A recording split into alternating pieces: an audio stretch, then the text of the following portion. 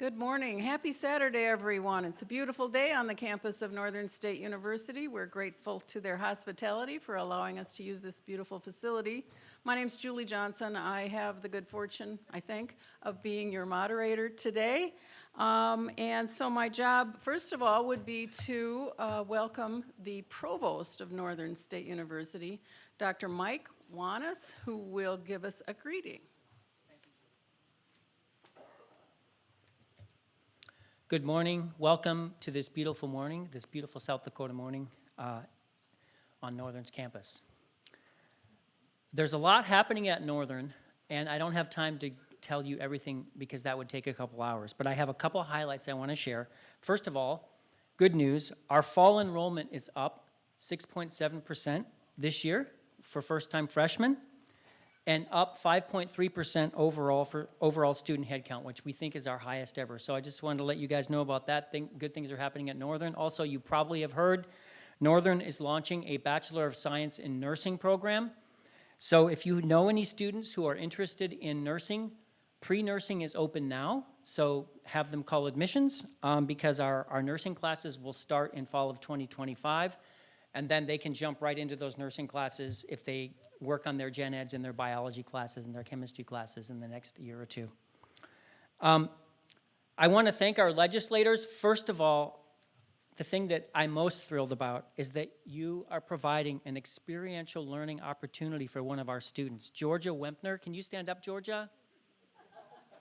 Georgia is a history education major, and she is seeing history in the making, working as an intern in the South Dakota legislature. So thank you for doing that, and thank you all for providing those kinds of opportunities.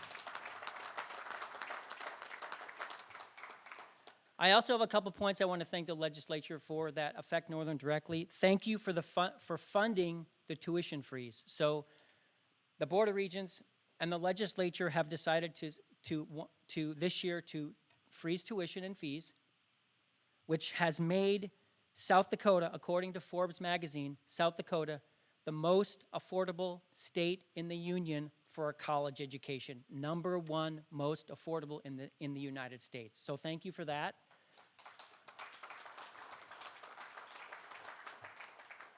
And related to that, not just freezing tuition, which could cause some financial problems for the university, right? You provided the funding for our faculty and staff salaries. So thank you. So we could actually freeze tuition, which is our revenue source, but still give our faculty and staff a raise. So thank you for that too. That's just as important. Also, I want to thank the legislature for the $31 million in funding for the Northern Business and Health Innovation Center, which is going to replace Lincoln Hall, which you've probably been hearing about. This will house Northern School of Business and also the new nursing program. Representatives from Northern, including me, were in Pierre this week, and we witnessed our legislators hard at work. It's always fun being there when they're running around, and you hear them talking in little groups, and they're doing and standing up and giving their bills and all of those things. So thank you for all of the hard work that you are doing for all of us, for representing us, and also for today on their day off. Here they are to engage with us, their constituents. So thank you very much for that. Please join me in thanking our legislators.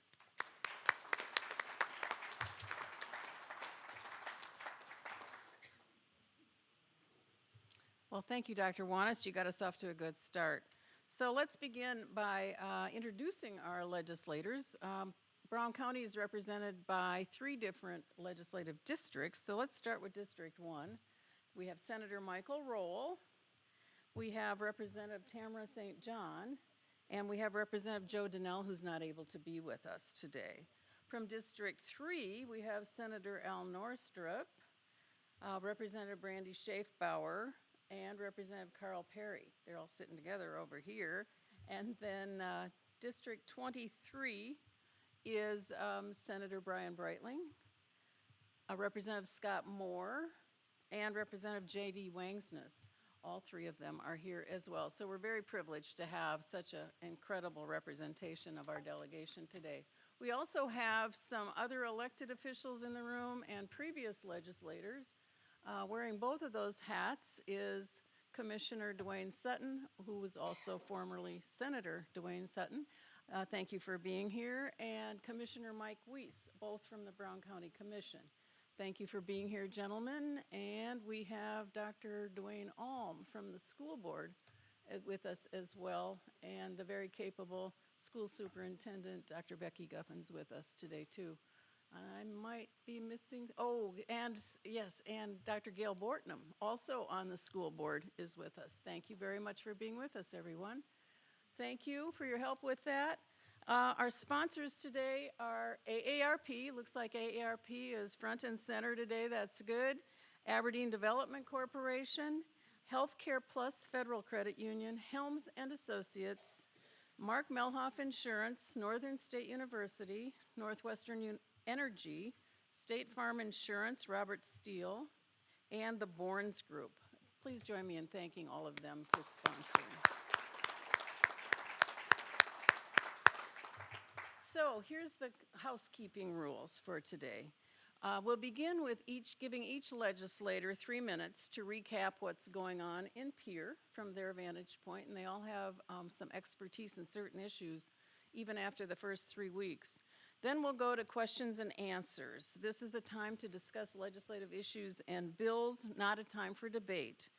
So we're going to ask you to just make a question and tell us who you are when you go to the microphone. By the way, the microphone is being handled very capably by Allison, also a Northern talent. Thank you, Allison, for being here. So if you're looking for the microphone, go to Allison. We will limit questions from the audience to 1 minute. So come to Allison to ask your question and use the microphone. Identify yourself at the microphone so everyone can hear you, and identify the bill or the issue that you'd like to address. And you can address your question to one legislator or more than one legislator if that's what you're interested in. Let's see, so we're gonna keep questions and answers on a single issue to 5 minutes. So we'll try to moderate our time that way as well. If you can't come to the podium, Allison's gonna help us with that as well. Thank you very much, Allison. And if you're watching this event live on Dakota Broadcasting, thank you very much. You can text a question to 605-216-2045. 605-216-2045, and those questions will come into us as well. Following the question and answer period, the legislators will each have a few minutes, 2 minutes I think, to wrap up, and we'll start them in reverse order from where we begin. So thank you all for being here today. Did I forget anyone? Oh, okay. Feel free to interrupt me if I did. Oh, the Pledge of Allegiance. Tony. Yes, let us begin with the Pledge of Allegiance. I pledge allegiance to the flag of the United States of America and to the republic for which it stands, one nation under God, indivisible, with liberty and justice for all. Tony saved us. Thank you, Tony. Appreciate it. All right, so why don't we begin with District 3? Is that okay? All right, we'll just go down this table in that order and then come over here on that side. Can that work? All righty. Representative Perry.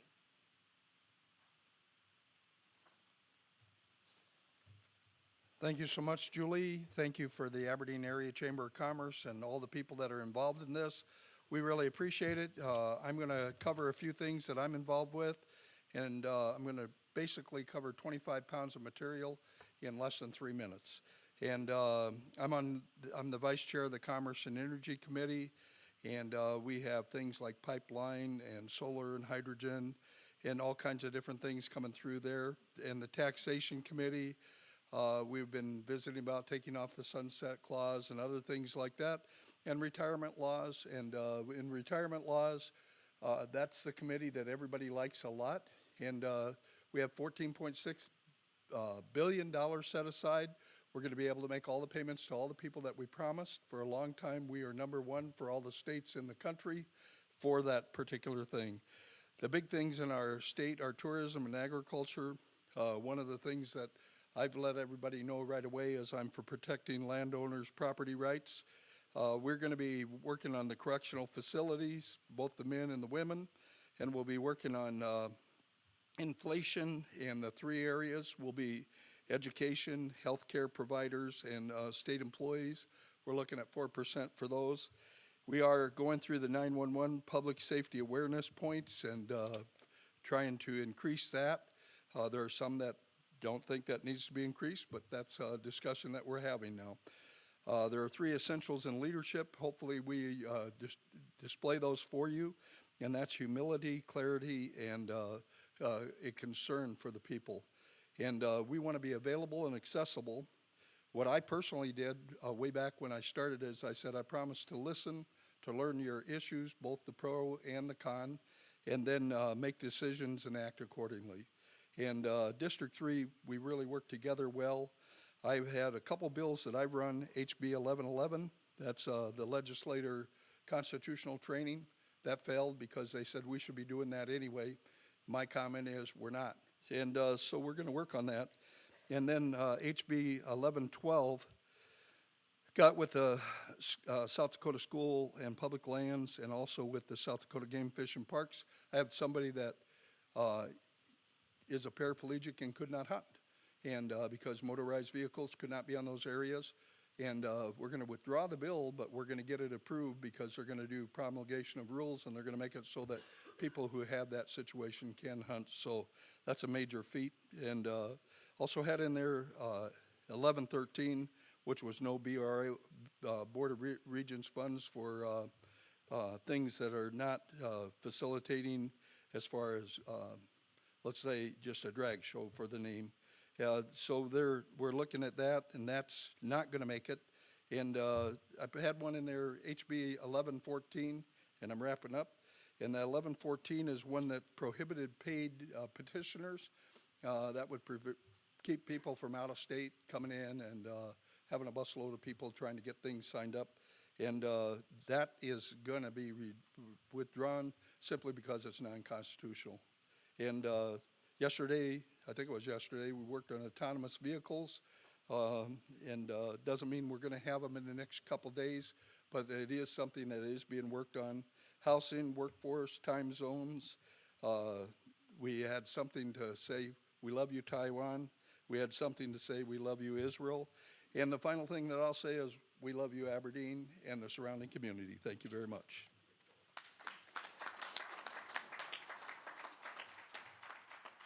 Representative Schaefbauer.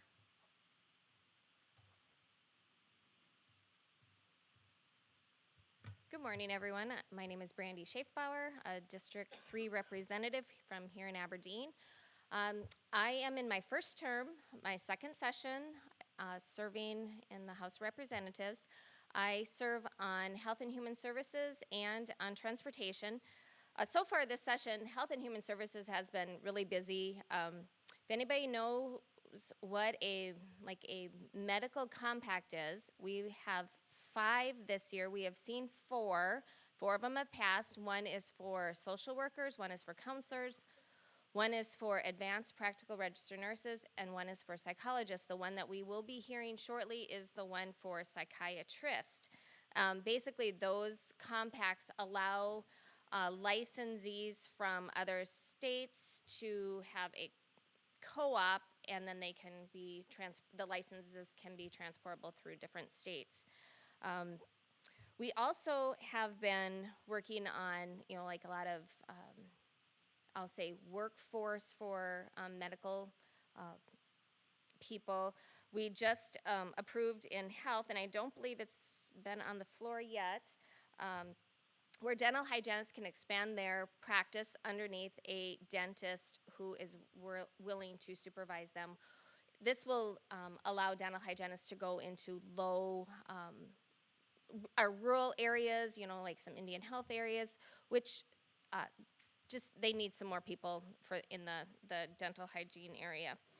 This week we will be hearing free birth certificates for homeless, free identification cards for homeless. We are going to be talking about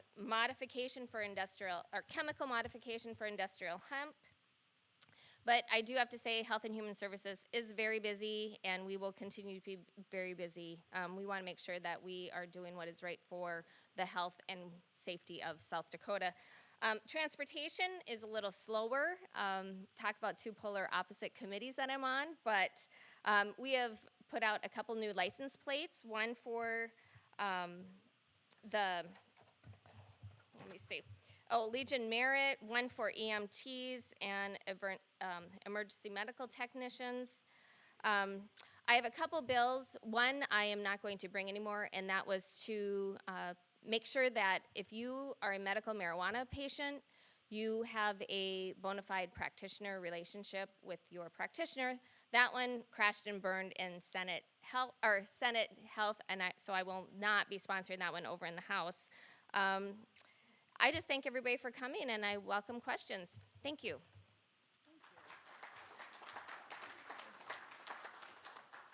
Senator Norstrup. Thank you, Julie. Did have a chance to visit with Dr. Wanis and President Snow when they were in the Capitol, and they were presenting to the Appropriation Committee, and I think everything went well, and I appreciate all the great things that are happening on campus, especially the thing that Dr. Wanis talked about, which was the freeze of the tuition. That's been going on for years, and I can't tell you if it's 2 years, 3 years, or 4. It's been going on a long time, and so that's avoided inflation for the tuition, and that's allows Northern to be more competitive. I'm on 3 committees. I'm on the Ag Committee, the Health and Human Service Committee, and the Taxation Committee. On the Ag Committee, which I'll say it, but I won't explain it, we're in charge of e-bikes. Why the Ag Committee's in charge of e-bikes, I don't know. But the debate is there's 3 types of e-bikes. An e-bike is basically a motorized bike, and we're talking about the Mickelson Trail, and that's a fairly controversial issue where the faster e-bikes, which are 28 miles an hour, most people agree that they should probably not be on the Mickelson Trail, and we're just debating the Class 1 and Class 2, which are 20 miles an hour, and pedal assist and motorized completely. But anyway, the interesting thing is, as I sat next to Representative Schaefbauer, I had all my notes on the compacts. And then I wonder if she looked at my notes and read them. So anyway, no, one of the interesting things is you speak, you don't know who's going to take part of your speech away from you before you come up here. And so anyway, compacts are a big deal. The way I look at what a compact is the ability to take your license across state lines. We do it with driver's license. Historically, we've not done it with professional licenses like nurses and doctors and that type of thing. And this year, we've got 4 or 5 bills that are authorizing those licenses to go across state lines. And the way they do it is they sign an agreement called a compact with other states. And so if we sign an agreement with Minnesota and North Dakota, then, for example, a nurse can go across those state lines. I look at it from a freedom point of view, and I look at it from a workforce point of view. And it's very similar to, back to the driver's license. I mean, imagine if you had to renegotiate with Minnesota when you got to the property line as to how you drive your car. So I think we're going to continue to introduce those types of bills. One of the bills I'm pretty excited about is that you will hear almost nothing about. If you're on, we do very little with Medicaid and Medicare, but we are dealing with Rocky Blair from the Winter area has got a bill, HB 1108, and you can come up to me and talk to me about it. It involves Medicare supplements. And the Medicare supplement is a wonderful thing to help pay the bills for those that are 65 and over. But what happens is when you sign up for a supplement, you join a group. And over time, that group becomes expensive as those people get older. And there's different companies that offer that particular group. And what Representative Blair has got is the ability to shift to a new company at a lower price. So that's a big deal. If anybody has any questions on that later, I'd love to visit with them. It doesn't get a lot of news, but Rocky's doing great work. Thank you, and I'll stand by for questions.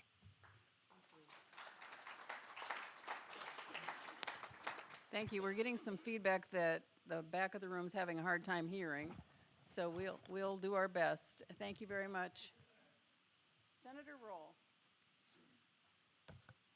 Hi, I'm District 1 State Senator Mike Roll. I currently serve on Senate Judiciary, Senate Health and Human Services, Senate State Affairs, and I am the chair of the Senate Tribal Relations Committee. This session's been pretty busy session for us already. I think I authored 13 bills this year so far. 7 of them I've already put on the governor's desk. The other ones are still kind of working through the process. Hoping to get them there. One of the bills I guess I really want to talk about that's still alive that I just think provides really good benefit in general. In the 90s, we actually created an incentive program for teachers because the state of South Dakota requires teachers get 6 credits of continuing education every 5 years to recertify. The state puts that requirement on them. Well, last year we actually expanded that to Head Start teachers as well to be able to utilize that program. And during that process, I discovered we actually excluded school counselors from being able to use that program. And school counselors have the exact same certification requirements from the state. Obviously, school counselors play a pretty big role in our school systems. And all 66 counties in South Dakota have a mental health professional shortage.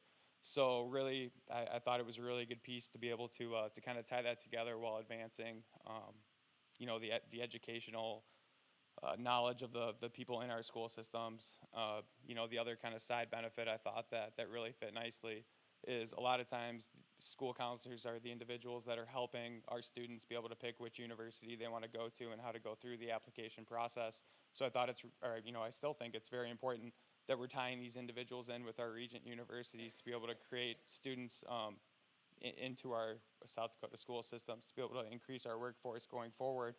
So that's one bill, I guess, that's still alive in the House that I'm looking forward to. I have 12 other ones, so if you guys have questions on clarifications on any of them, feel free to let me know, and I will sit back for questions. Thank you.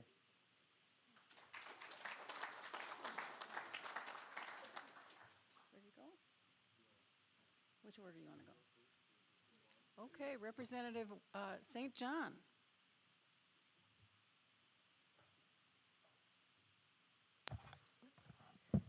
Shocked myself there. Good morning. Tamara St. John. I live in Sisseton. It's been a beautiful drive here. That's the one thing I like about coming to Northern for Cracker Barrels is that we get to see the beautiful country, really pretty with all the snow. This is my 3rd term. And in this 3rd term, one of the biggest changes is I now sit on House Ag and Natural Resources. That has been a really amazing experience to listen to some of the testimony when the different agencies come in and share information, fish and wildlife, and all of those sort of things. I also sit on House Judiciary, and along with Senator Roll, I chair the State Tribal Relations. And just briefly, that particular collaboration between Senator Roll and myself has really resulted, I think, in a deep dive into a lot of different tribal issues. And District 1, we're very unique because we do have a tribal reservation in that community within our district. So with tribal relations, state tribal relations, it has resulted in some unique legislation that Senator Roll has brought forward and I believe passed related to the compacts and different things that the tribe works with. And myself, I've been working with something called Indian Child Welfare Act and looking at the issue that gets brought in front of us on a somewhat regular basis has also allowed me to take a deeper look at the work of DSS and the people that are very dedicated to child welfare in the state of South Dakota. It's been an amazing experience to be able to visit with people like from the Center for Prevention of Child Maltreatment and to try to find those ways that we can work together in order to make some positive change in a very tough issue. I am also working on a bill that has passed the House and the floor, and it is on stalking. And with that, I'm working with the South Dakota Network and another amazing organization that works to combat domestic violence and sexual assault. Some really tough issues and incredible organizations. And I'm welcoming any questions as well. Thank you.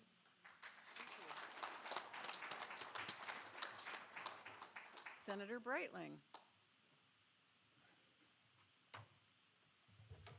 Good morning, everyone. Thanks for joining us today. I'm the only appropriator here today, so I'm going to spend my time talking about the financial operations of state government. My name is Senator Brian Breitling from District 23. In my non-political life, I'm a rural healthcare administrator. In my political world, I'm the vice chair of Senate Appropriations, and then, of course, a member of the Joint Appropriations work. So, talking about state financial status, anyway, the governor presented her states of the state budget here in December, and her priorities really were about 4% increases for the big three. That's education, that's healthcare, and then state employee raises. In addition to that, pretty much all of the rest of her goals were around funding for the new prison.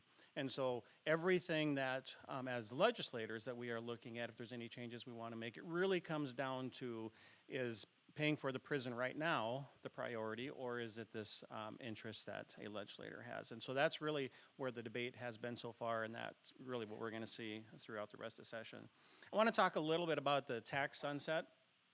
Last year we did a tax reduction from sales and use tax reduction from 4.5% to 4.2%. It was a reduction of in the range of about $130 million. There's estimates higher and lower, but in a nutshell, that's kind of where that's at. The sunset said we're going to take 4 years and then look at that again. And at that time, we can decide to keep the 4.2% or to move it to a different number. So this year, there was a challenge on that. It said we have more than enough money. We certainly don't need a sunset. We certainly don't need to wait 3 more years. The House passed it overwhelmingly. Senate killed it in committee, and then there was a smokeout attempt on the floor, and the smokeout failed. I just want to say that from the standpoint of there's a number of things to be aware of. First off, there's a initiated measure to bring a food tax reduction, which is about the same amount, about $140 million. We have a prison that we're trying to build. There's excise tax increases due to ARPA investments over the last several years, and those will continue to be invested in the state for the next 3 years. Ellsworth, we have a great opportunity to continue to grow and build Ellsworth for many years, but that there's a lot of investment out there for some excise tax as well. And then we have an unprecedented investment from unclaimed property. So it's $100 million more than any other year, and so we're saying there's a lot of unique things this year. Other than that, we can get into the tuition freeze. That's a workforce initiative. The reason why the tuition freeze is so important is because it brings young people into South Dakota for education, meet new people, hopefully get a job here and stay. It's a great workforce investment. I can talk about the summer studies as well, but I just want to close with one thing. The governor has not appointed a new senator and a new representative from West River districts. In addition to that, we have a senator who has a significant health issue, and so he's been out for a couple weeks. He's not going to be here this upcoming week as well. So it does create some challenges when we need to get to a majority or a supermajority for certain spending items when we don't have some of those votes. But we can get into more of that later if anyone has any questions. But again, feel free to ask any questions on the appropriations side. I feel generally comfortable to answer those. We'll leave the policy discussion to everyone else. So thank you.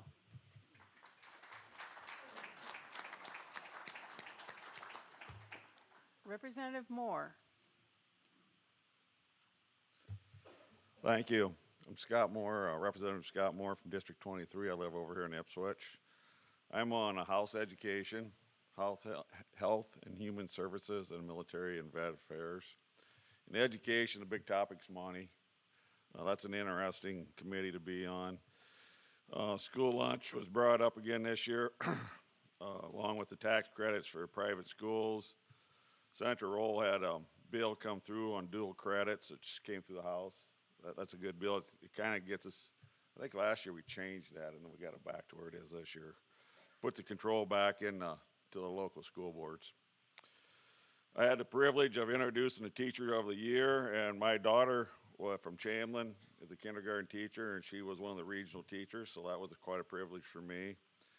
And then as you talk with all the different schools, we got parents' choice. You got public, homeschooling, and private schools.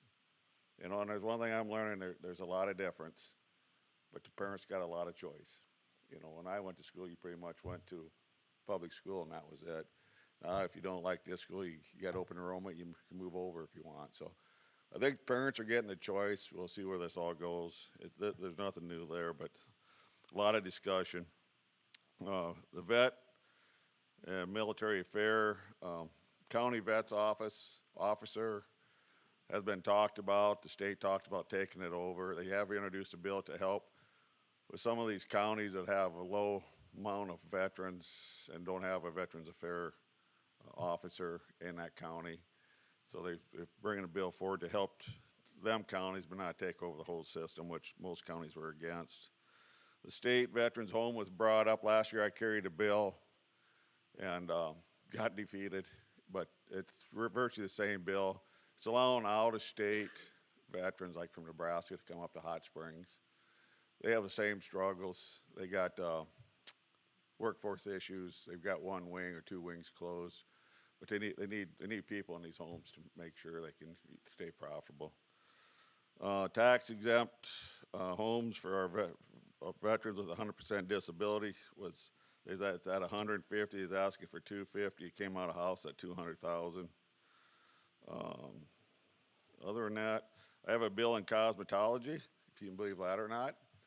It got beat, but my hat's off to the person. It's an apprenticeship program for cosmetology, and salon owners and cosmetology commission have been working very hard this last week to come to an agreement, and I think they came to that Thursday evening. So hopefully this week we can get that reintroduced. And then, of course, you guys are going to hear a lot about landowner rights. Thursday at about 10:45, 11 o'clock to shut off for the unlimited bills at 10:45. I think 3 bills are dropped just that quick, and I think you're going to see a lot more bills dropped. So we'll get there sooner or later. Thank you. And Representative Wangsmith. Good morning. Thanks for having me. Last but not least, a lot of the stuff that I was going to talk about got covered. So I'm J.D. Wangsness. I farm and ranch southwest of Miller, South Dakota in Han County. Fourth generation farmer, full-time production ag guy. And there's not a lot of us left in the legislature that are full-time production people.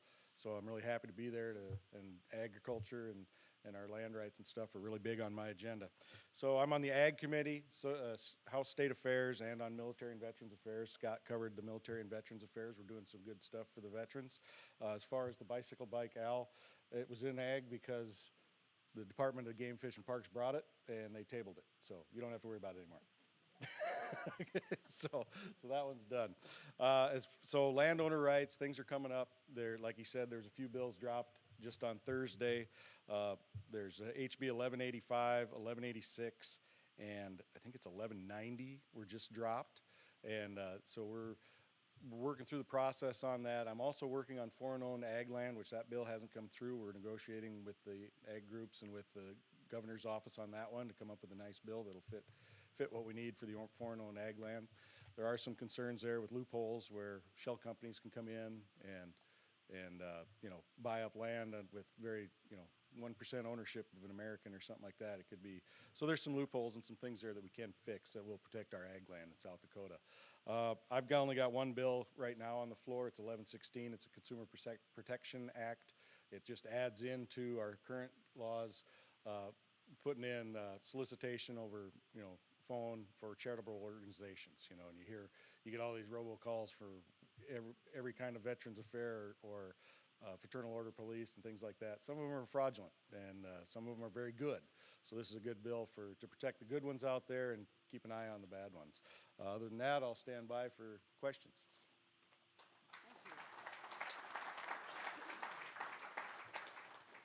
Well, thank you for doing that. So we will convert the agenda to audience participation. This is our job for those of us in the audience who have questions, please find Allison, our good friend Allison in the back, who will share the microphone with us. So each of us are asked to introduce ourselves quickly, please, and to ask our question as simply as possible.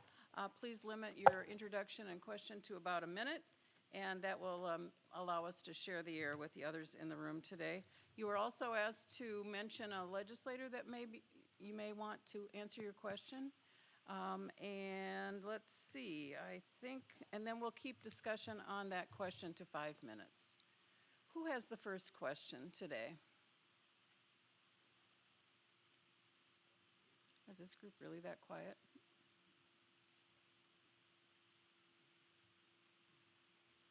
Go ahead, go back, get the microphone. My name is Jerry Mork from Pierpont, and I have some real concerns about this nasty pipeline that's being proposed. And I've got a whole packet of documents here, and obviously won't have time to go through it, but I'd like to leave it with somebody here. But this pipeline is a Can you disaster. ask the question? And where do we stand on blocking it from coming through the state? Because it's gonna do irreparable environmental damage and really achieve nothing. So if anybody could address what can be done or where we're at on it, I would appreciate it.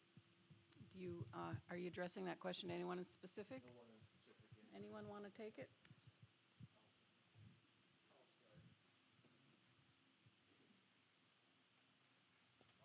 Okay, so there's a lot of legislation out there regarding the pipelines, and there's a lot of concern. I've been working hard with a lot of the people there to get bills through there to protect our landowners and protect our environment and everything else with it. There was one bill last year, I got it out of committee and we got it off the House floor and it died in the Senate. There's already been one bill this year, 1079, that would have put more restrictions on that, and it ended up dying in committee. Like I said, there's more coming. Like I said, I mentioned the 3 bills that are out there right now. They're going to be assigned to committees and stuff, and we'll be looking at that. Some of them I support a lot. They do give landowners a lot of protection that we didn't have before. It's not going to go as far as everybody wants, but there's some good legislation out there that will provide some protections. Getting rid of eminent domain is going to be very, very difficult, because it's a federal thing as well. And one concern I have is if we push too hard, the feds will come in and stomp on us and take all our local control away. That's already happened in Iowa on zoning and setbacks and things like that. The 8th Circuit ruled against the counties in Iowa because they had setbacks all over the place. Now they've lost their local control. There's a ruling coming soon out of North Dakota on the same issue. So we really want to be careful not to get the feds involved and lose our local control, and try and provide as much protection as possible in the process. Does that help? I could give a little bit. Yeah. So one thing, there's several issues here: landowner rights and pipeline and utilities. So this last week, I was able to get a meeting with some of the lobbyists with the utilities. It's supposed to be a half hour, 1 hour and 20 minutes. We had lobbyists, we had landowners, legislators. I think there's 10, 12 of us in this room. There's a lot of things going on that people don't see, but I think that's what everybody's got to remember. We're trying to protect South Dakota and the landowners. That's where this meeting kind of ended up at, is that these landowners in South Dakota shouldn't be treated like second-rate citizens. So it's a pretty, your deal on the pipeline gets really broad because there's a lot of moving parts in it. There's a lot of stuff going on. My personal opinion, I don't think anybody's going to be happy and we're done. But I hopefully we get something done with this legislation to help our landowners. That's my hope.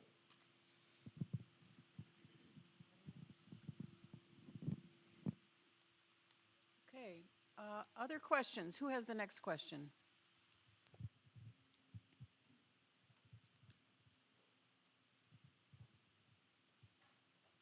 Sister Kathleen. I'm Sister Kathleen Bearden, and I have a question in regard to Senate Bill 89 and the eviction notices being shortened to 15 days. That really concerns me because there are just so many people who are homeless anyway. There are so many people in our area who don't have an option for finding homes. And I would appreciate any feedback that you can give on why that's being brought and who's bringing it.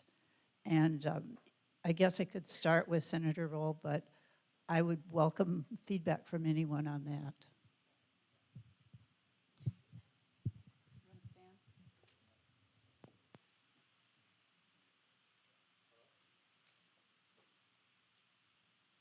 Have we got it? All right. Yeah, so Senate Bill 89, I guess just for clarification, it's not notice of eviction, it's notice to vacate. And those are two very different terms and ideals. So a notice to evict somebody is the notice that is served to an individual telling them they have so long to leave a premise by court order. A notice to vacate is a very different thing. So a notice to vacate is actually a two-way terminology where it can be provided by either the landlord or by the tenant. So every contract itself is gonna have that in its lease, and when it doesn't, that's when something's a tenancy at will. So Senate Bill 89 deals with tenancies at will, which are situations where there's not a written contract in place or specified terms. So every state will have a different number for that, but essentially currently in the state of South Dakota, even if the landlord and the tenant decided that they wanted a 15-day notice to vacate, they could not currently do that. The reason that it's being brought, or the advantage that it provides, is that there's actually a healthy chunk of tenants out there that are looking for short-term leasing because of the workforce shortage that we have in our state and across the country in general. Sometimes these shorter lease terms actually save the tenant money, as well as the landlord being able to have better communication with them. So really what Senate Bill 89 does is it allows individuals to be able to enter into contracts that they both mutually agree upon, which is different than the eviction piece of it. So really what the hope is of this is we spent $200 million 2 years ago investing in infrastructure for housing. And I'm not talking about like an actual house. We spent money for water lines and stuff in the ground to be able to develop housing, because we do have a shortage of housing. So the best way to spur private investment into an industry is to be able to provide confidence to investors in that industry. So being able to fill niches is certainly an aspect of that. And for example, you look at Sioux City. Sioux City is obviously in Iowa. We have North Sioux City in South Dakota. Sioux City itself gets a huge chunk of traveling nurses and doctors every single year. Specifically, they also get VA doctors. Well, VA doctors are actually on month-to-month contracts at their particular hospital. But the way that it works is they are provided housing stipends by the hospital, and those are 15-day rolling allotments for housing. So by allowing a 15-day contract, we're actually allowing that particular healthcare system or doctor to be able to have lease terms that fit what they actually need. So really, it's just allowing industry to be able to offer terms to an individual. It's not actually kicking an individual out of their home. It's a two-way street. It's both the tenant and the renter, or the tenant and the landlord, both having the freedom to be able to negotiate contracts that they see best to be able to fill niche markets. If that answers your question, I don't know where you went. Oh, there. Anyone else? Thank you, Senator. Other question? Who has the next question? You want to go back to the microphone? There you go. Hi, I'm Brenda Lanfear. I'm representing AARP, and I would like to have Mr. Nordstrom address this. It's regarding the SJR 501 committee that was presented to add the workforce requirement to Medicaid, and I'm curious as to how that came about and what's the rationale and how that will affect. For an example, I have a grandson who lives alone, rents an apartment, has 2 part-time jobs, and barely makes it. His employers don't provide him insurance. He can't hardly afford to pay all of his bills. So how does that affect those individuals? Senator? I don't think it will affect your grandson, and I'll explain that. A couple years ago, the voters voted a ballot issue through, and what the ballot issue was expanding Medicaid. Prior to that ballot issue, the young, the old, and the disabled could be on Medicaid, taking care of people who are unable to take care of themselves, the young, the old, and the disabled. And the voters made a decision to expand it to people that weren't in that category, which is the working class, or somebody who's capable of working, who's not young, who's not old. And so what that particular resolution does, it puts it back to the voters to make a decision. If those people that we expanded it to should have work requirements. In other words, should they be able to get Medicaid, which is government-assisted health care, without working? And what we know about the group of people that we're talking about is if they're working, they're good to go. They're not going to be affected. So your grandson will not be affected by if that goes through.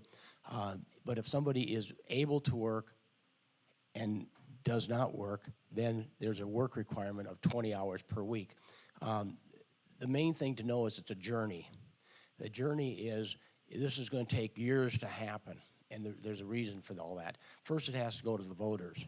And then Medicaid is the agreement between state and federal. And so based on who the president is, when this finally gets to that point, the federal government may not allow us to do what that particular resolution does, which is mandate, if the voters approve it, a 20-hour per week work requirement. Thank you. Who has the next question?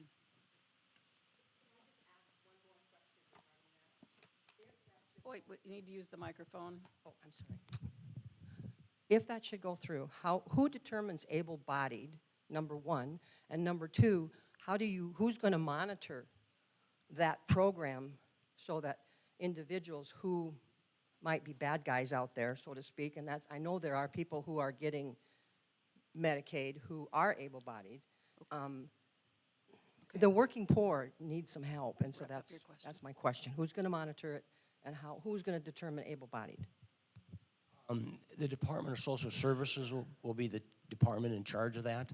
But once again, it does not tell the working poor that they have to go get a job. They already have a job. So it's completely, doesn't affect the working poor. Okay, thank you. Who has the next question? Oh, Carl wants to add something, sorry. Hey, one of the things on this is a Senate Joint Resolution, SJR, when we have different things like that.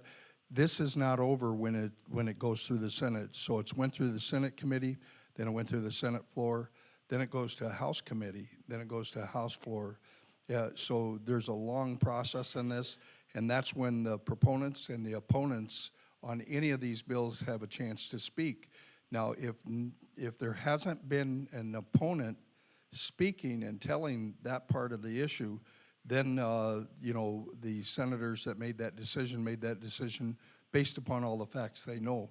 So we just need to make sure that as it comes to the House, that if you're definitely in favor or against something, that you get the information to that committee, whichever committee it's going to be, okay? Thank you. Who is the next question? Good morning. My name is Miranda Goen. I just have a question to see if anyone here, I'm addressing this to everyone, our legislators, would be interested in introducing a bill and shepherding it through the legislature. This pertains to the South Dakota Legislative Research Council, which is nonpartisan. So I've seen the bills that drop in the hopper, and some of them, either they're unconstitutional or what I'm trying to focus on is efficiency. What's your question? The question is, when I contacted the LRC, I could not get a breakdown of billable hours of what the cost is of those bills. Can we get that information? Because that's like standard practice for a lot of government agencies to justify what they're doing. Plus, that helps us for accountability. And also to add to that question, if we can find out the source of that bill, too. Which bill? A future bill. A future bill. We could get the cost, a breakdown of billable hours from the LRC. Okay, thank you. Can anybody take that question? Okay, Senator Breitling.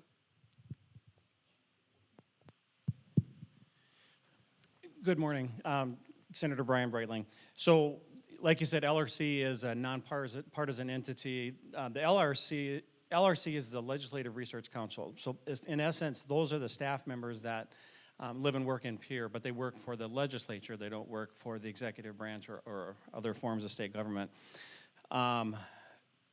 LRC's got a number of responsibilities. Again, they assist us in all the things that we do. They're the committee secretaries, make sure that the session runs efficiently on the floor, on the House and Senate chambers.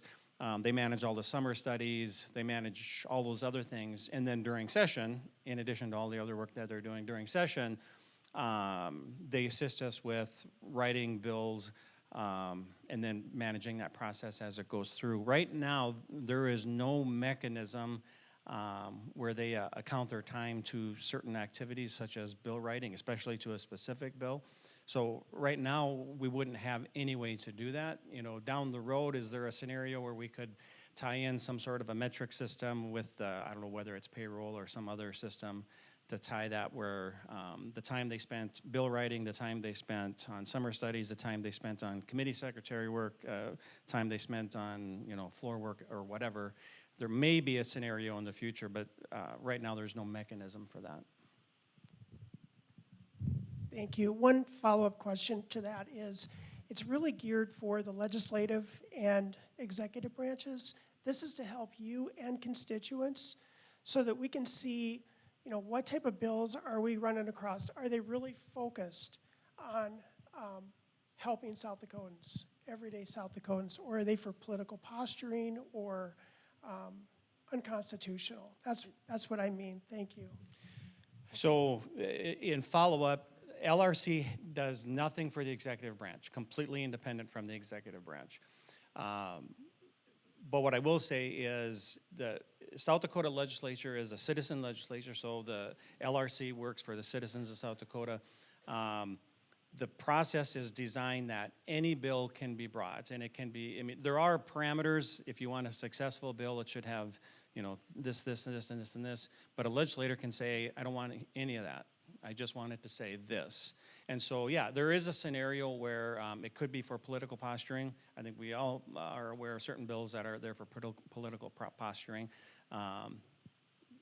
The general nature of the legislature is most of our legislators want to do good for the state of South Dakota and want a good and efficient state government. And so this process does help to facilitate that. And it weeds out the bad bills, and it weeds out those folks that are just there for political reasons only. Thank you. Who's got the next question? Quiet. One more question? Hi, good morning. Mike Bockerney with the Aberdeen Development Corporation. I'll direct this question to you, Senator Breitling. It's an appropriation question. This bill, Senate Bill 53, came through. I'm talking about water here in general, and you can talk even outside of SB 53, but start with you, and then I'd like either a show of hands or an answer from everybody. Can we count on all 8 of you here today supporting the WINS project and making sure that money gets sent over so we can continue our journey toward additional water here for Northeast South Dakota? Thank you. Okay, Senate Bill 53 is an appropriation for water and sewer projects throughout the state, and these dollars are assigned to the State Water Board. It's $95.4 million in federal ARPA funds. Let's see here, and then an additional 28 for local water projects. So I don't have a good breakdown of what that is, but this is so several years ago during COVID, we had the COVID CARES Act dollars, and then the follow-up was the ARPA dollars. ARPA is American Rescue Plan Act. There were just short of $1 billion with about $600 million allocated towards water and sewer projects, and then the other dollars went to broadband and a number of other things.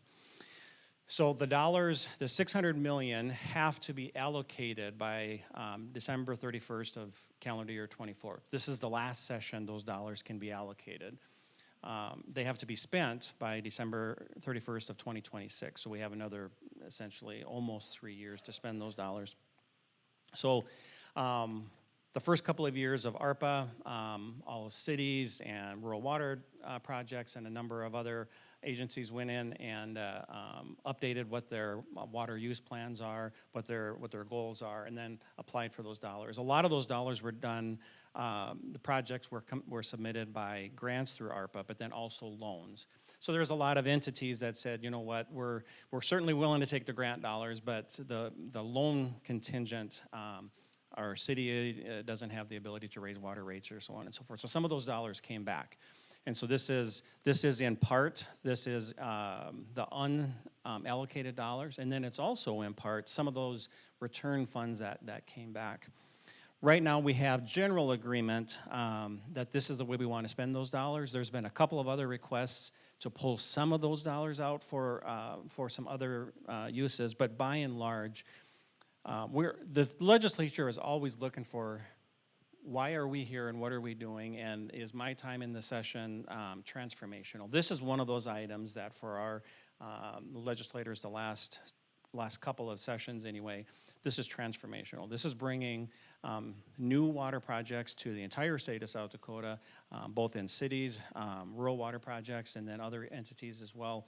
And so virtually everyone is supportive of all of these water projects. There's a little bit of a division, of course, about who gets the allocation, but to keep that non-political, we're sending these dollars to the water board, to the state water board. So the entities need to apply, and then there's a strategic merit system on how those are selected.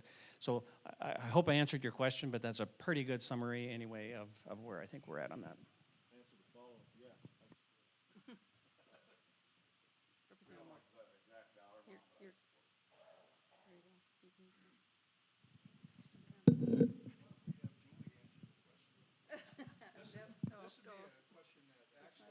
Julie is a lobbyist, and she works on WINS, and rather than have us tell you what we think, she can tell you what we think. I can tell you. Anyone else want to deal with this before they color outside the lines here? There we go. Representative Perry was correct. Julie has done a lot of work on this and gets a lot of the credit. It is very important, and Senator Breitling was right in that it's transformational, and there will be 100% support from this group up here. There's just no debate. It's a good thing. What happened a few weeks ago that has never happened in the history of Aberdeen or South Dakota is Webb Water and the city of Aberdeen and BDM, which is Brown, Day, and Marshall, got together and signed an agreement to work together. Last year, those entities came to the legislature for money, and the legislature very clearly said we're going to have one pipe coming from the one entity bringing water from the Missouri, and we're not going to fund 3 different entities trying to get water out of the Missouri. And if you guys want some money, you're going to have to sign a deal. And we did. Aberdeen, BDM, and Webb got together and have signed a long-term agreement, letter of understanding, and it's just a win-win for everybody. And they called it WINS. Anyone else want to weigh in on that? Thank you. I'll wait. You can see me later. I don't want to take time around from real live legislators. Who has the next question? Are we really this quiet this morning? Who has a question? Yes, go ahead.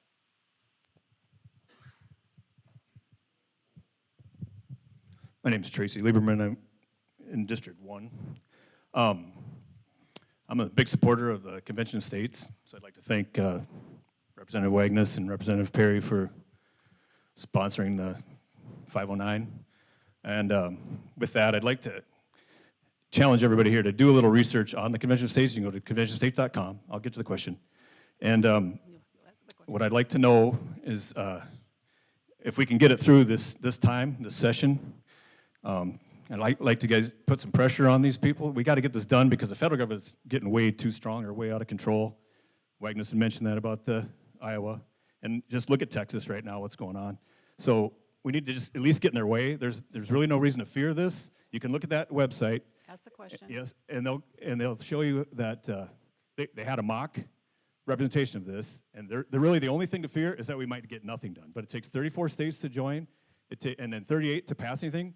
Well, it only takes 13 states to block it. If we don't have that, then we've already lost the country. So what my question would be is, please, can we get it through this session? It's very important. We're running out of time. Thank you. Okay, I'll take this. Representative J.D. Wangsmith. So this summer, I actually attended a mock convention of states in Virginia, and it was a very, very educational experience. We had representatives from 49 of the 50 states there, and we went through the process of, I mean, obviously it was very abbreviated. A real convention of states would take months. We were there for 3 days, and we had separate committees and things like that coming up with proposals and ideas. There's always a concern of, if we had a convention of states, it'd be a runaway and we'd get all kinds of crazy things or completely lose our Constitution. And I don't see that happening. As the gentleman mentioned, you know, it takes 38 states. If anything can come out of a convention of states, it'd take 38 states to ratify it or 13 to kill it. So the fear of a runaway is definitely not a concern of mine after that experience. Also, when you look at our federal government, it's already a runaway. This is a provision that was put in our Constitution by the framers to make sure the states retained their power. And we are losing our power to the federal government day in and day out. He also mentioned Texas, what's going on there just in the last few days.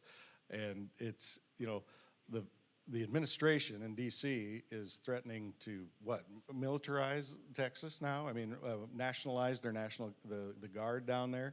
I mean, it's crazy. So yeah, I support the Convention of States, and there's a lot of people that don't support it for where their reasons are, but I am a supporter of it because it's a tool in our toolbox, in our Constitution, for the states to exercise their power. Our federal government was granted its power by the states. So to take back our power from them is a no-brainer in my opinion. But yeah, I support it. The resolutions are out there. I'm not sure where the sport's at on it, but I know I'll be working for it. Anyone else want to weigh in? Yeah, Carl. My name is Cynthia Shuck. Oh, hold on just 1 second. Oh, I'm sorry. That's all right. I'll be real quick. On the Convention of States, I'm on that. I signed on to it. I just want to defend a lot of different people. There's 105 legislators. We got over 400 bills so far this year to look at, and everybody doesn't really have the time to go through and look at every bill and say, yes, I'll be on that one, no, I'll be on that one. But when you sign up as a co-sponsor, what you're doing is you're saying, if Gail had a bill that she had out, we're saying that that bill has enough merit that we need to be discussing this in a committee and we need to move it forward.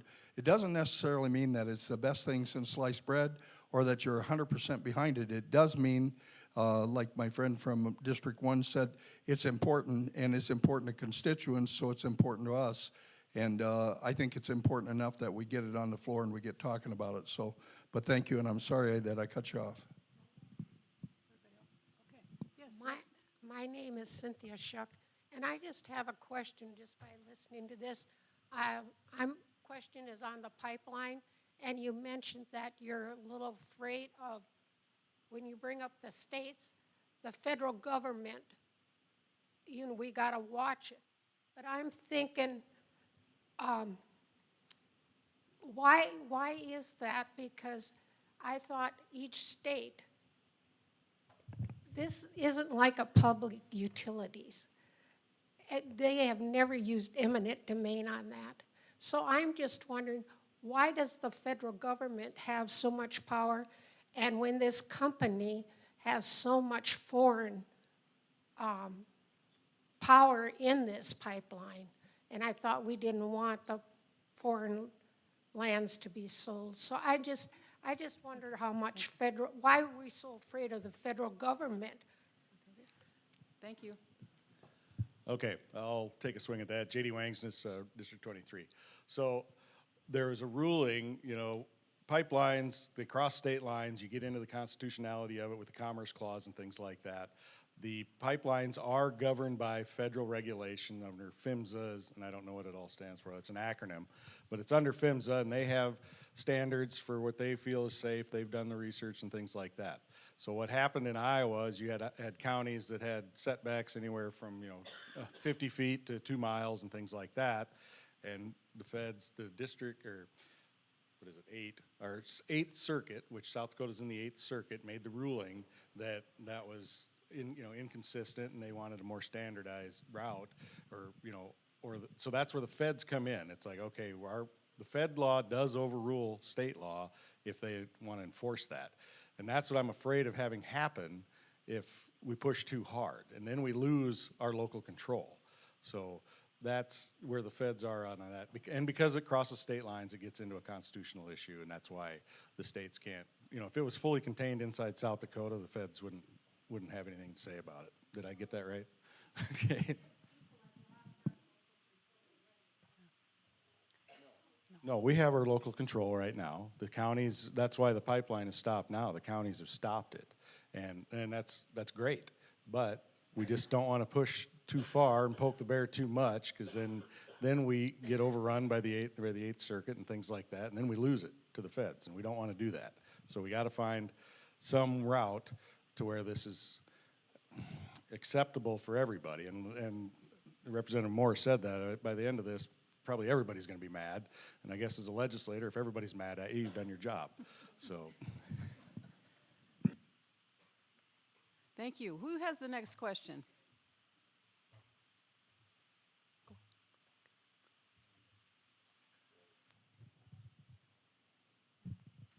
Hello, my name is Nicole Meyer. I'm a constituent of District 23.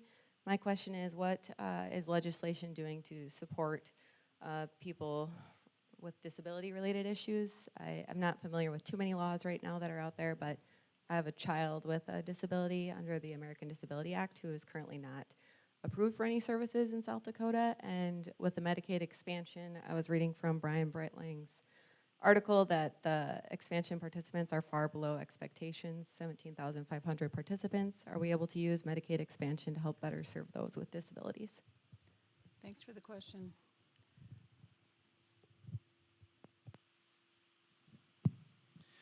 I can get started. I'm not sure if I'm going to be able to answer your question. Not knowing the age of your child, so Medicaid expansion is health care for essentially low-income people.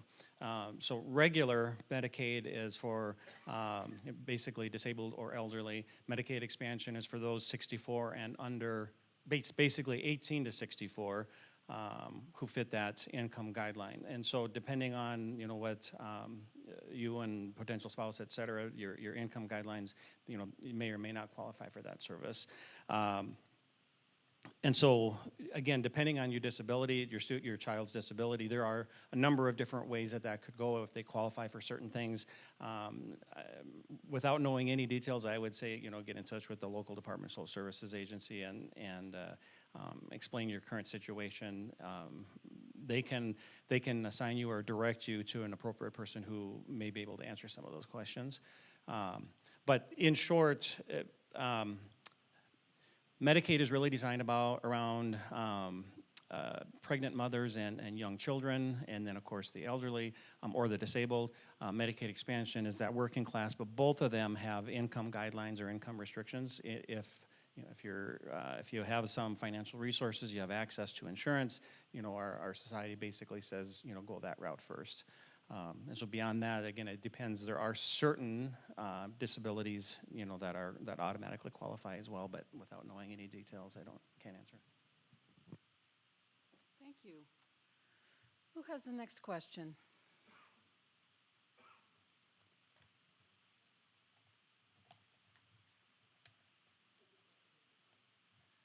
Ask a question, please. It's not a debate. How am I going to word that? I just wanted to say thank you, everyone, for this time that you're putting in, so that it gives us an opportunity to get to know you, hear your priorities and things, and we really appreciate your time and efforts. And thank you very much for putting this together. And we wish you all the best. Thank you. Very kind of you. Thank you. Thank you. Who has the next question? Anyone have one before she asks another question? Okay, go ahead. I'll start with the question first.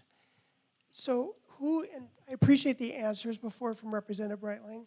The question is, who would be willing to introduce a bill that South Dakota only gets back in federal dollars what it pays in.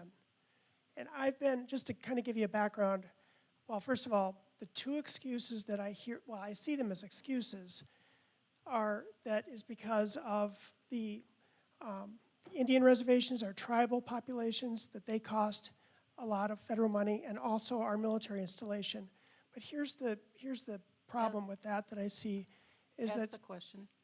that is the question. Okay, thank you. Would anyone like to answer that question? Okay, he'll be right with you. He'll be right with you.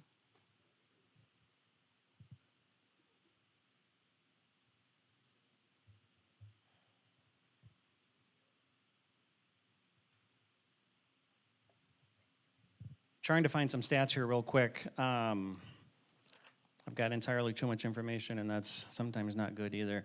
I can't find it right now.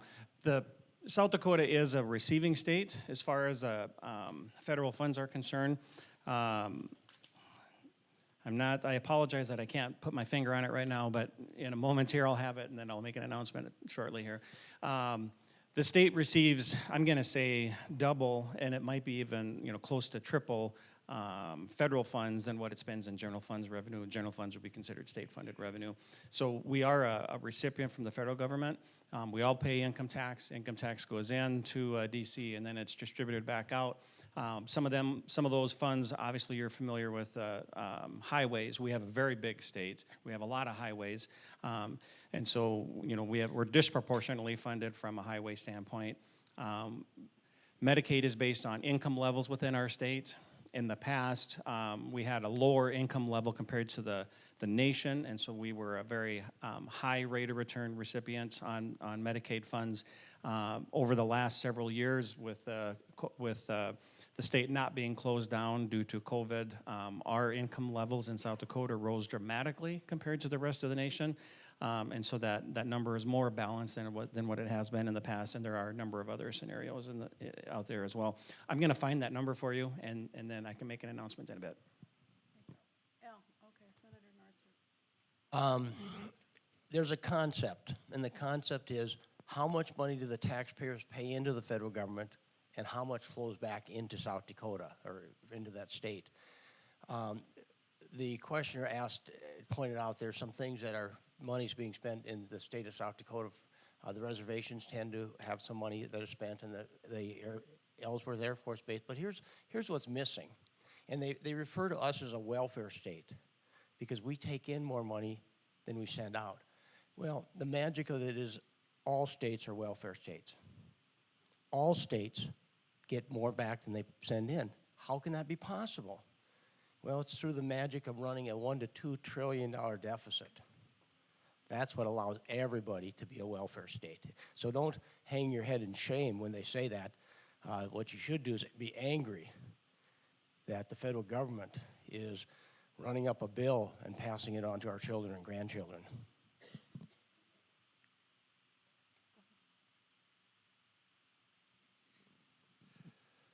Okay, normally when questions asked, I'll say that's a really good idea. I don't know that this is a good idea. And the reason for that is, what am I going to say no to? Is it going to be a health issue? Is it going to be a transportation issue? Is it going to be an indigent that Sister was alluding to earlier? Who am I going to say no to? Because if I don't have the money, I can't give the money. And right now, we're a state that just makes it, and our budget is always on target. Well, would you like it not to be on target? I'm not going to introduce a bill like that. I can tell you that right now, and I doubt that anybody's going to get overly excited about that.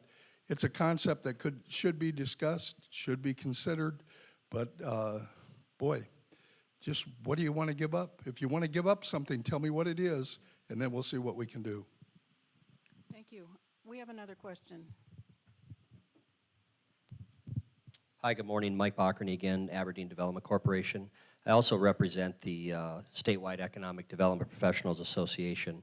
And question, we'll direct this one. It's related to HB 1042, so we'll go to Senator Roll or Representative Moore, because I think you guys were both involved in this one. This is regarding the bill that was unfortunately sent to the 41st day that would help out the school districts providing free and reduced meals to students. And I guess my question is, well, I'm not even sure, well, I know what the question is we should have said something earlier because we thought this was a pretty good idea. We thought we'd get it out of committee with not a lot of issues, but we obviously didn't.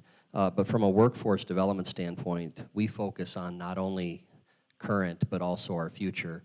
And we really looked at this from a perspective of this would be a very smart investment for the future of our children. And from our standpoint, one of the very best investments we can make is in our youth. And I know I've had a couple people come back and talk to me about, hey, this is you know, going to cost us $600,000. So I guess my question to Representative Moore or Senator Roll is there any chance we could get this smoke back out, or do we need to make another run at this next year? Thanks. I could take that one.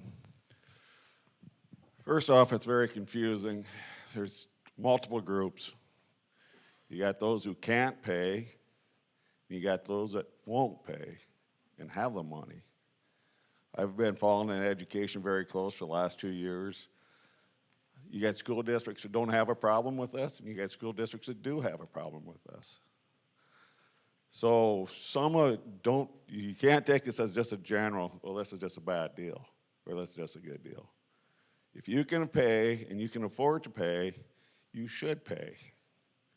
We get people who won't even fill out the paperwork. That's an issue with administrators.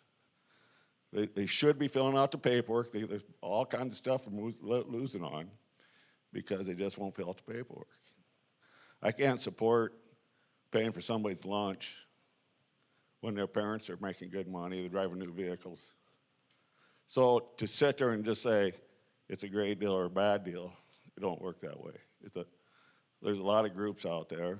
There's some school districts, this isn't even an issue. So I'd have a hard time supporting that bill.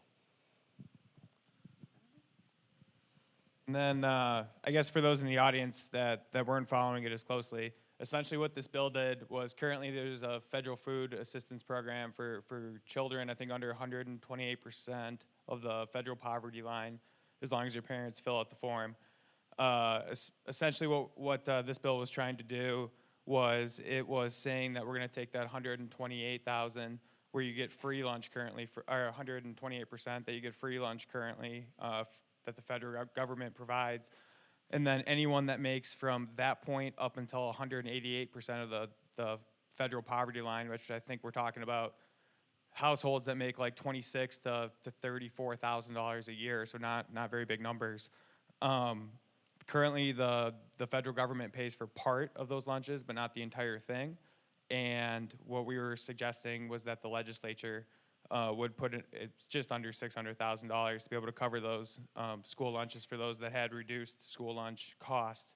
So the reason that we, you know, there's multiple reasons why I think it was the right decision to do it. You know, if you look back, the reason that we even have school lunch to begin with was because our military leaders made a push in government to get that funded because we were going through World War II and we weren't producing kids that were actually strong enough to even be in the military. There were there's malnutrition. So it was actually pushed from that particular angle.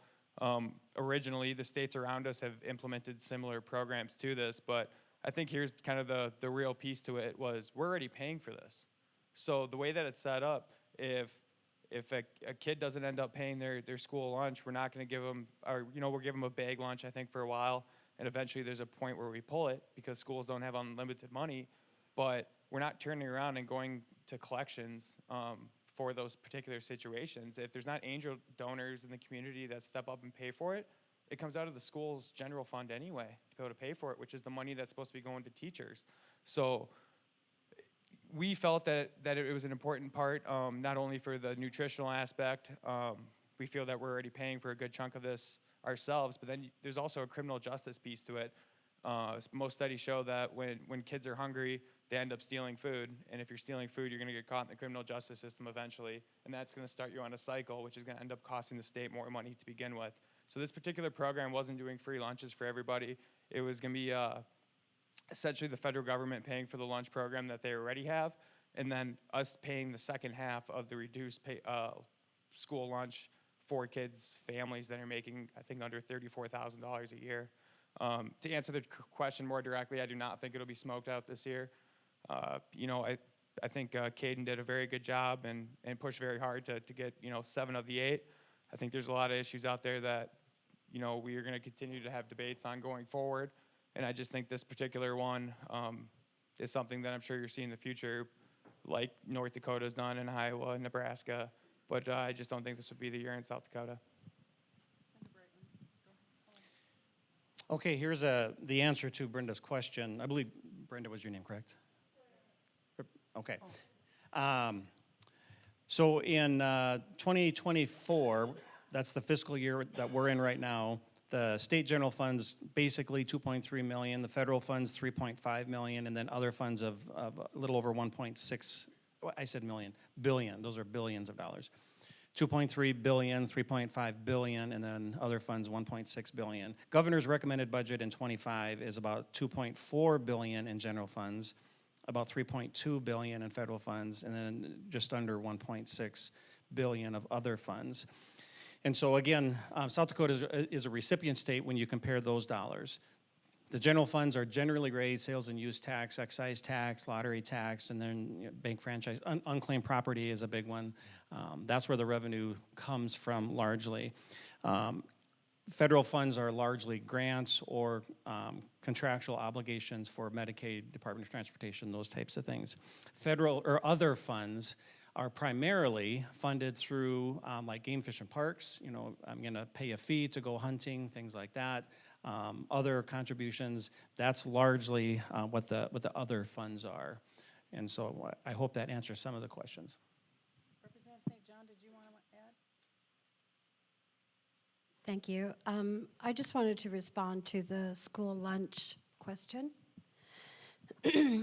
Yeah, I've watched that bill very carefully. It is something that I think I support, looking at some of the young working families and the cost and the struggle that they have to make those ends meet. I think those things are really important discussions. My son is a legislator from District 14, Tyler Tortson. And if you followed some of the media and discussion on this, Tyler had worked with Representative Caden Whitman. And from my understanding in listening to him, there possibly are different ways that we can find some progress in this. I don't believe, I haven't heard any ideas about smoking it out or bringing anything forward yet. But even listening to some of the other legislators, I think this is an issue that we all care about. It's how it's done, what that bill looks like, that's going to be important. But I would definitely expect additional conversation and maybe some other ways of proceeding with this in the future. Thank you. We are down to one last question. Commissioner Weiss? Oh, I'm sorry. Oops. Good morning. My name is Nancy Schmidt. I'm here in Aberdeen. This question is for J.D. Wagness. I see that you voted yay on House Bill 1009. Thank you. And it's basically to not fall back and spring forward, I believe. I'm curious on two things. Well, curious about what is the opposition, and do you think we're going to make this happen this year? Thank you.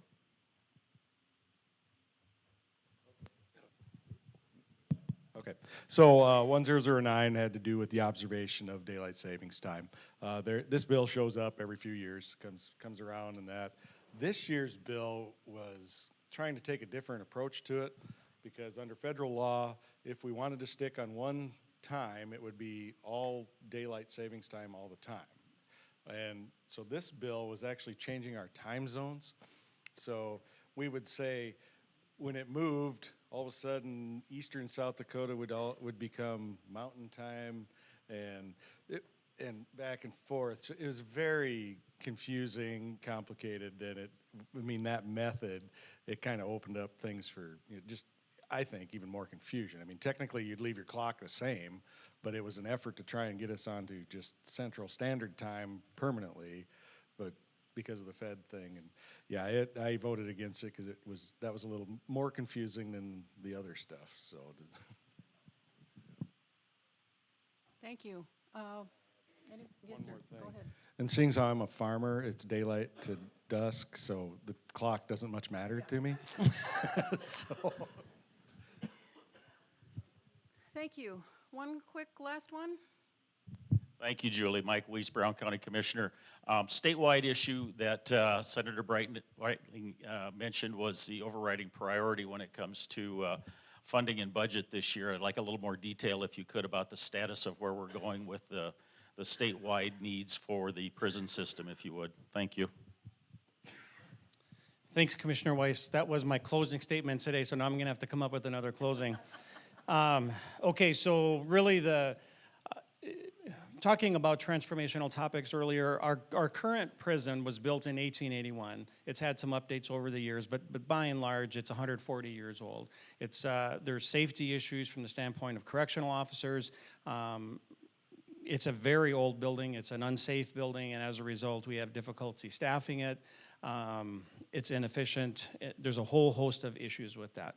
The decision was made. We have an opportunity right now with the economy the way it's been, federal funds the way they've come in. We have an opportunity to build a once-in-a-century, to make an investment in a once-in-a-century prison. And so there's a number of different arguments on that. Do we take a 100-year, 150-year building and pay for it in 3 or 4 years?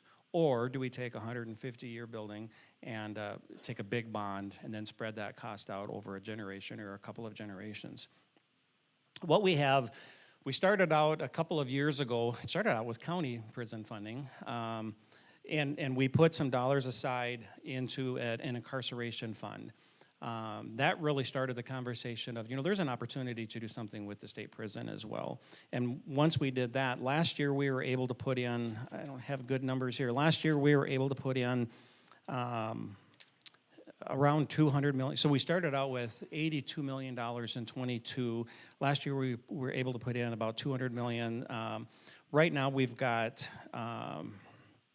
in that range of right around $330 million in that incarceration fund. So what are we looking at this year? This year, there's ARPA funds that can be used for prisons. We have $10 million in that. And then we have an overrun in our general fund. Basically, it's a reserve fund.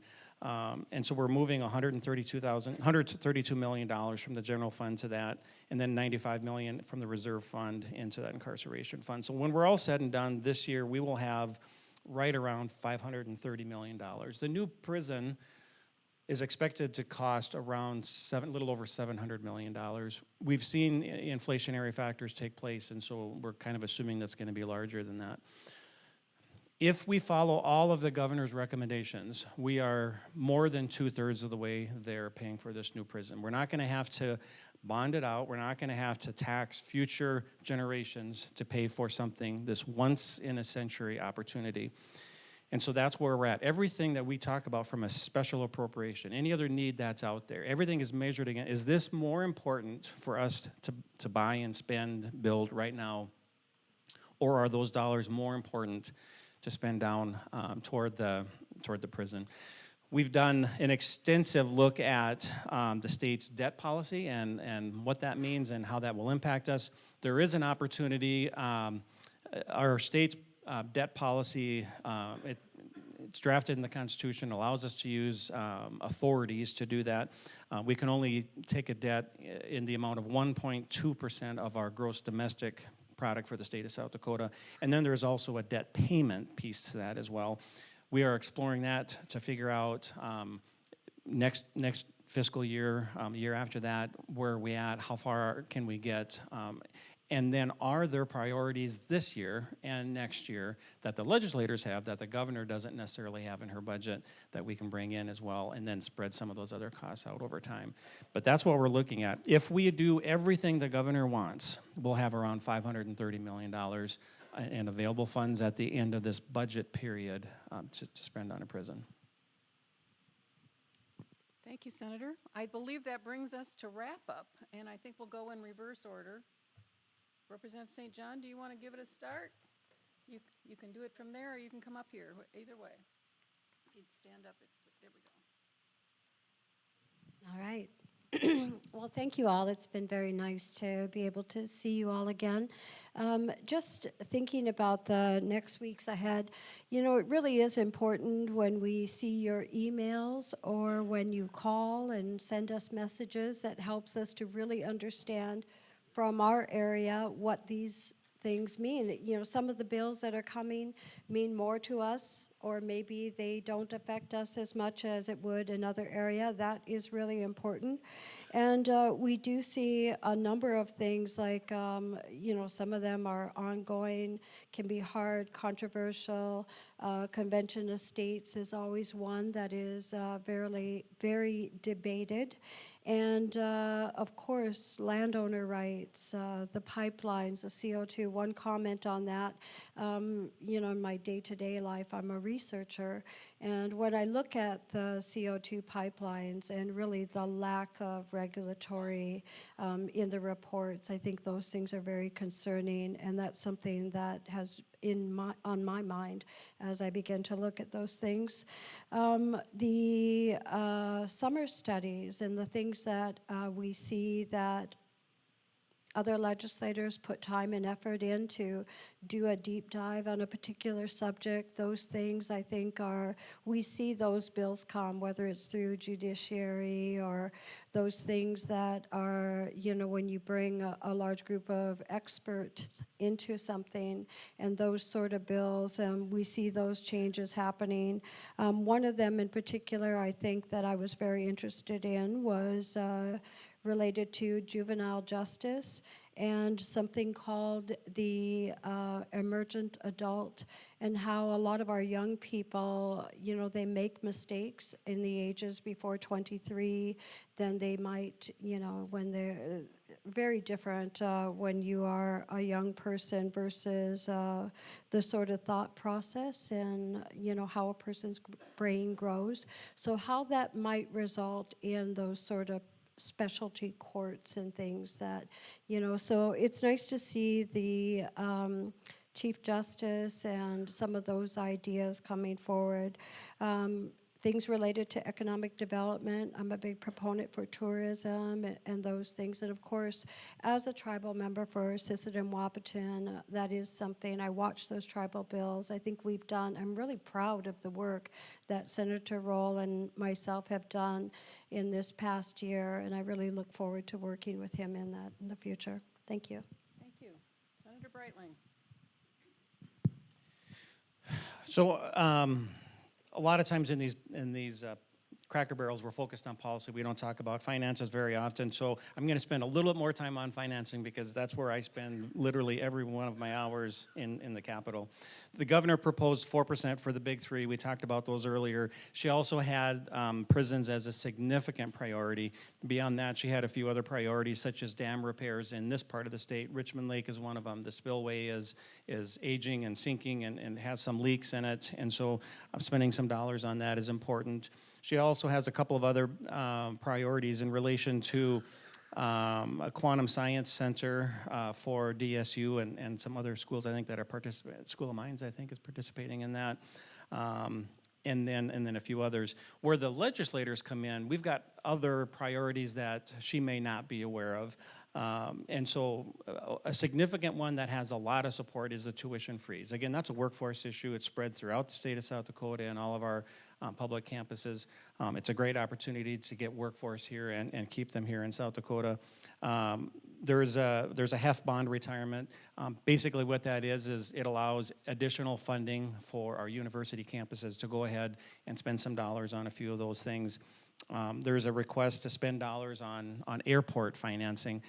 Airport infrastructure is typically reimbursed about a 90-to-10 ratio depending on what the project is, so there's some opportunities to advance the Aberdeen Airport and other airports in the state as well. There's a number of other smaller priorities.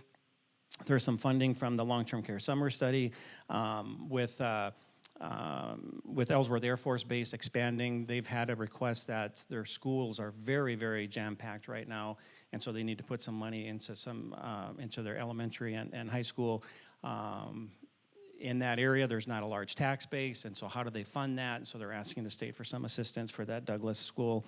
Our forest in the Black Hills is obviously one of the wonderful parts of our state of South Dakota, but due to some federal regulations, some of the wood capturing has been limited, and so there's a request to put some dollars into that to help sustain those industries until sometime in the future.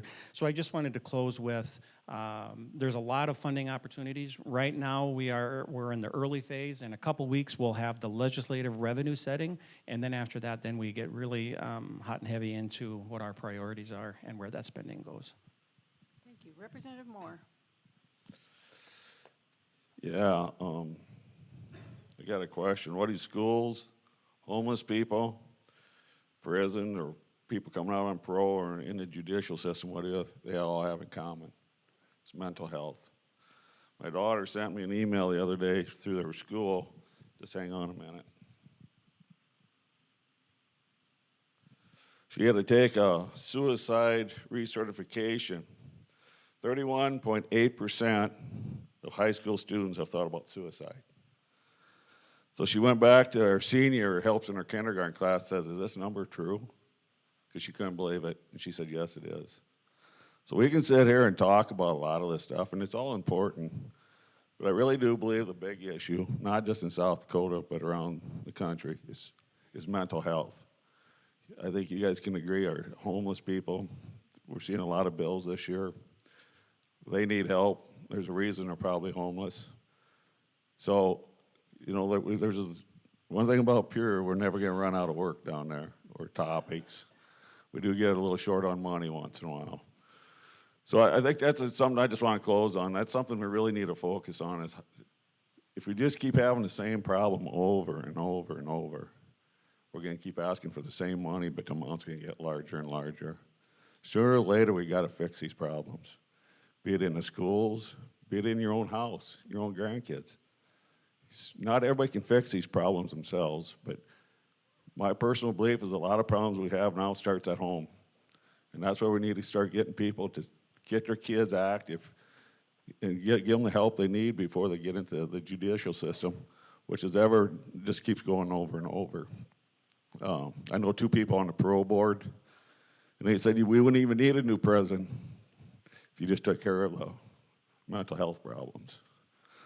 So that's where I'm at on this deal. This is a long road. I'm not going to fix everything, but we try and fix a little bit at a time. So I'll turn it over to Representative Wagner. Thank you.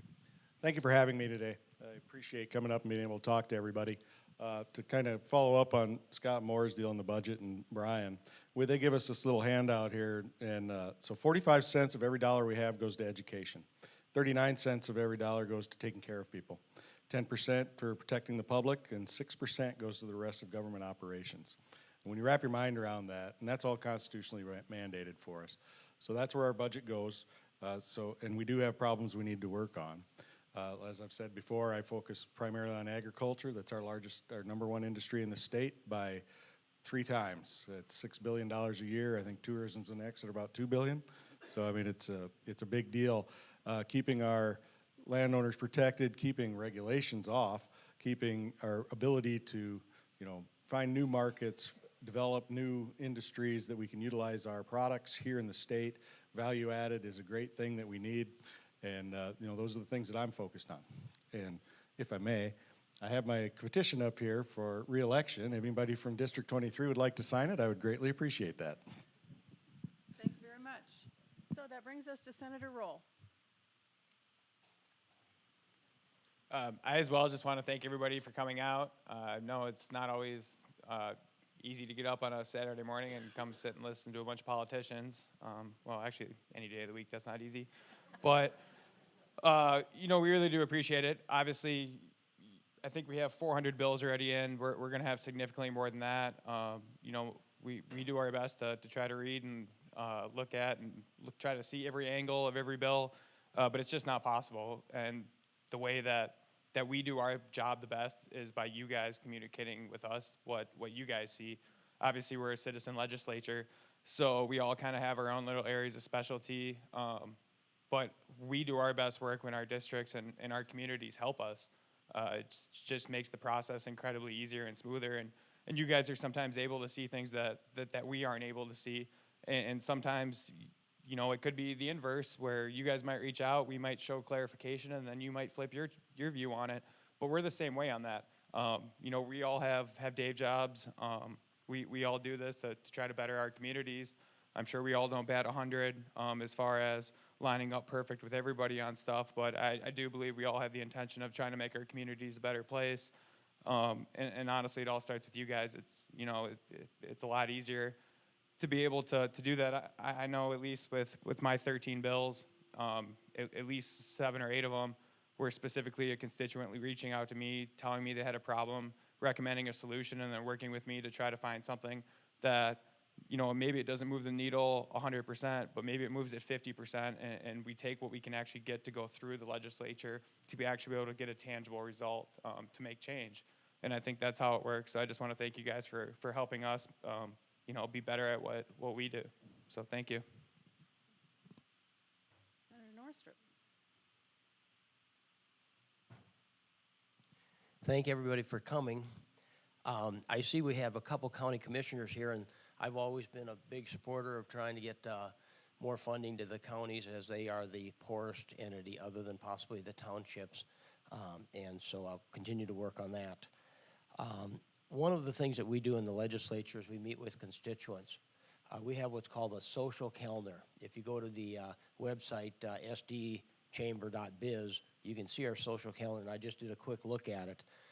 The importance of the social calendar is it is social, but it's also an opportunity for us to visit with particular groups. For example, we meet with the superintendents, and we meet with the bankers, and we meet with the wildlife people, and particular ag groups, that type of thing.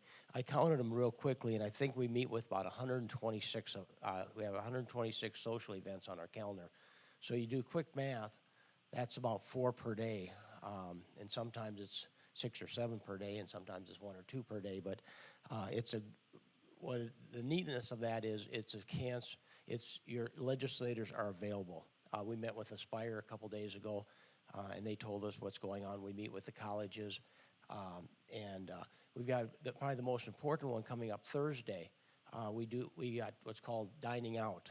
Dining out is a long-standing tradition, started by former Representative Ron Williamson, and basically it's our chance to meet with the mostly the Guard, but the entire military. And so we have supper with a lot of Guard members, and it's just a chance to celebrate. We met with them one other time this year where they told us what's going on, and one of the interesting things about that particular meeting was in the past they've always talked about how exceptional they are, and they are exceptional.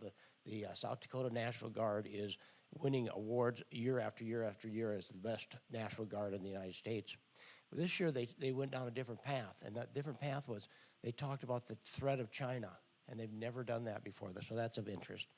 The legislature is made up of very high-quality individuals. One of the reasons I enjoy being in the legislature is the ability to meet and interact with very high-quality people. So I'll stay around a few minutes after session, after the Cracker Barrel, and if anybody's got any one-on-one questions, I'll be glad to answer them. But thank everybody for coming. This is a pretty unique event, and I don't think other states do this with the meeting of citizens and answering questions, so thank you. Representative Schaefbauer.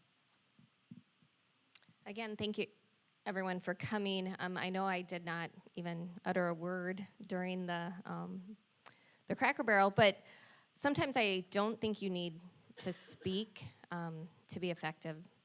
One thing that I've learned is that what's written on paper for the bills that we are to vote on isn't necessarily what is going to happen if the bill passes. So sometimes you really have to read between the lines, and that takes a little bit more work and research and time and energy. But I try to do that. I try, I guess, to be the devil's advocate for most bills, because sometimes there are things that we are not thinking about as we read the specific words in the legislation. But session has been busy. 3 weeks has blown by. There's 6 weeks left, and I encourage everybody to come to Pier to take in a session, a floor session. I know a couple of them on the House have been very, very interesting, and I'll have to say District 3 and sometimes Representative Moore, we talked to the Pages, and the Pages really like to interact with us to know that they are appreciated, but they also learn from us, and they have had some great floor sessions just for the procedure, for the debate. Some very emotional issues have been already talked about on the House floor. So if, in my opinion, if I'm not an expert in something, or if something is not in one of my committees, I try to find the person that is the expert to ask their opinion, because we can't be an expert on anything, or on everything, because like Senator Roll said, there's what, 700 bills out, or 400 have dropped. We don't have the time, we don't have the resources, and we definitely don't have staff to look at all our bills. So if you do have a question about something I voted on, I encourage you to ask me. I have an answer for all my votes, and email me, talk to me, call me. I appreciate being here and representing District 3. Thank you. Representative Perry.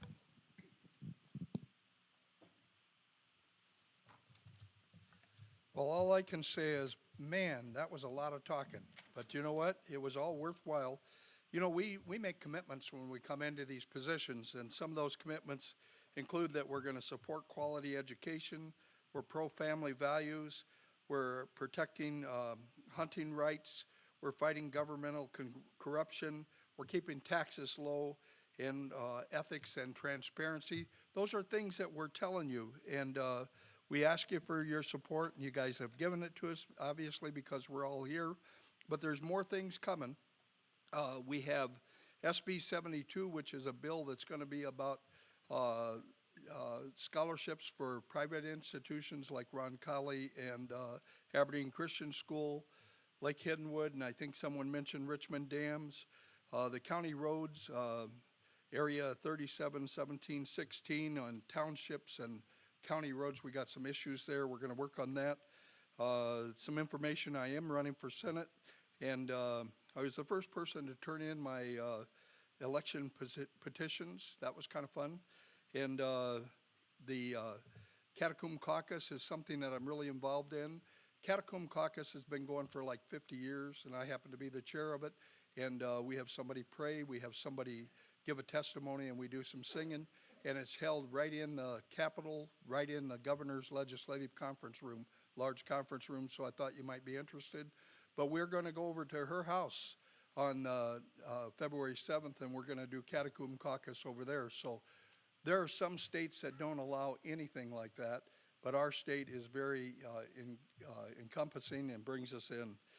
District 3 works well together. I think you guys know that. I have a lot of items at the end of the table on the other side of Mike, and those items are absolutely free. They are gifts from different people. We appreciate your feedback.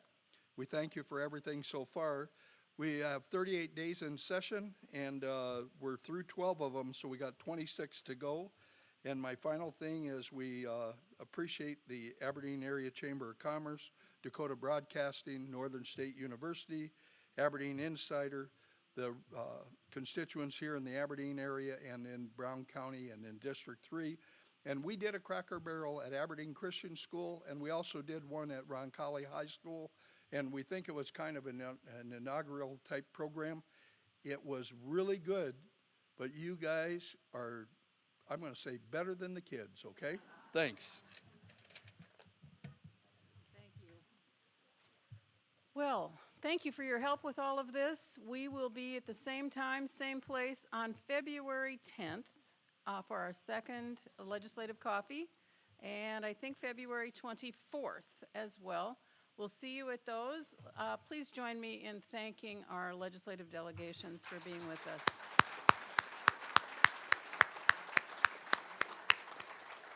Have a wonderful day. Thank you, everyone.